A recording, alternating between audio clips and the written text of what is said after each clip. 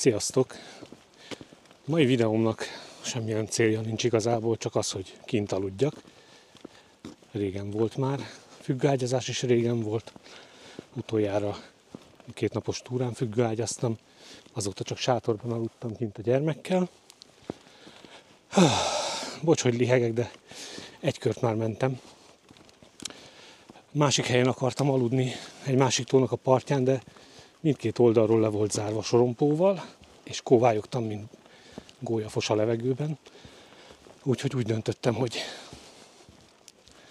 jövök a jól bevált helyünkre.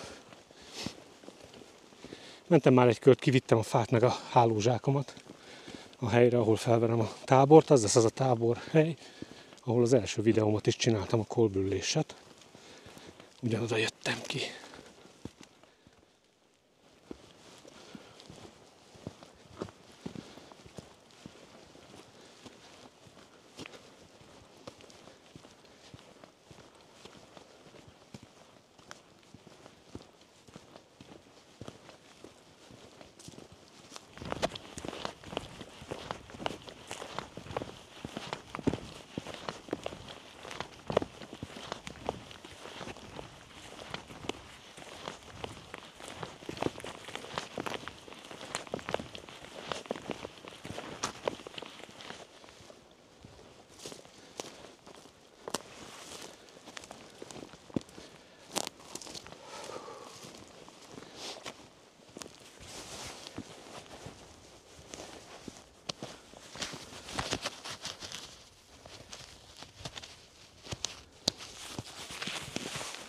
Hamarosan besötétedik, úgyhogy előbb összerakom a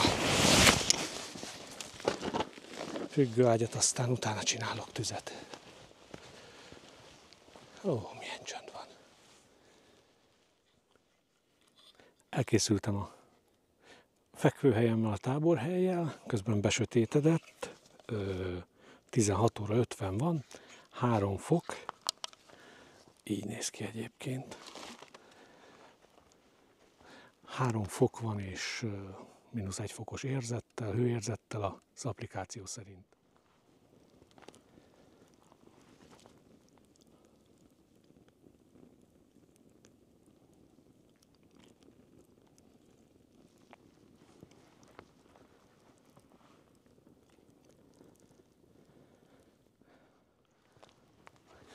Itt fogok aludni. Egy terepszínű underkiltet hoztam, a nagy hálózsákomat, meg hát fel leszek öltözve. Éjszakára olyan 0-1 fok lesz kb. Több nem. Szél talán már nem lesz. Ott van a menedék. Ott 3 srác fog most aludni. De elméletileg nem zavarjuk egymást.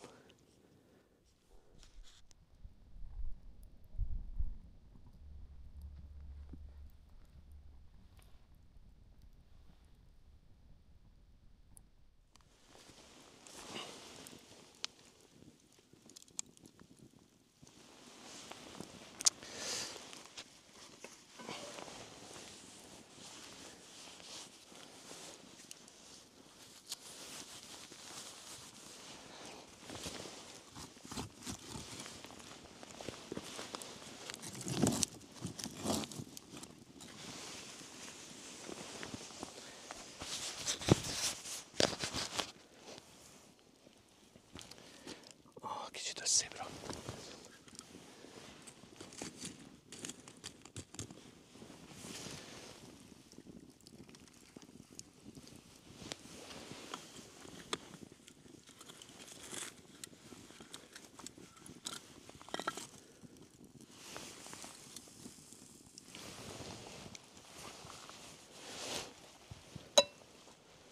Elkészült végre a kaja.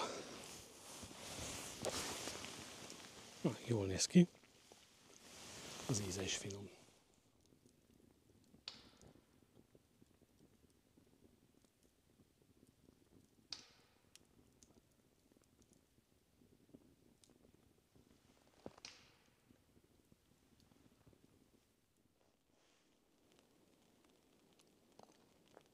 Na jó reggelt.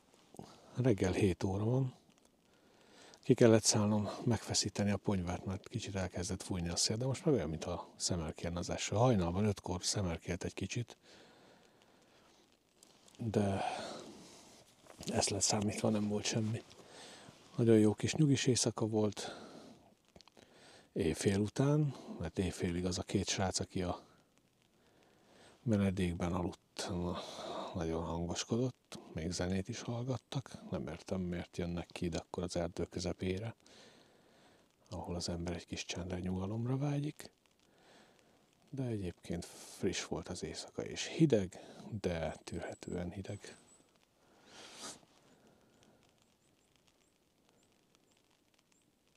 Szemerkél az eső.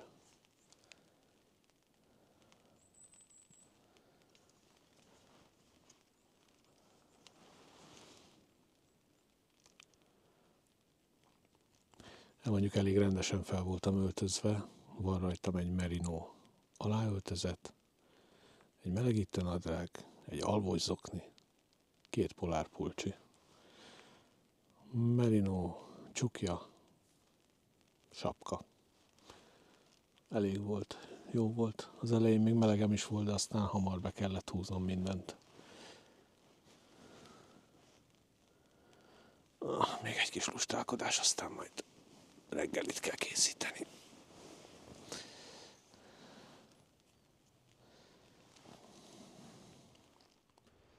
Hajnalra, reggelre úgy feltámadt a szél, meg esett egy kis eső is, hogy le kellett arra mondanom, hogy itt reggelizzek. Az volt a tervem, hogy újra tüzet rakok, és a maradék tegnapi bagettből bundás kenyeret csinálok teával, de megyek haza és majd otthon reggelizem.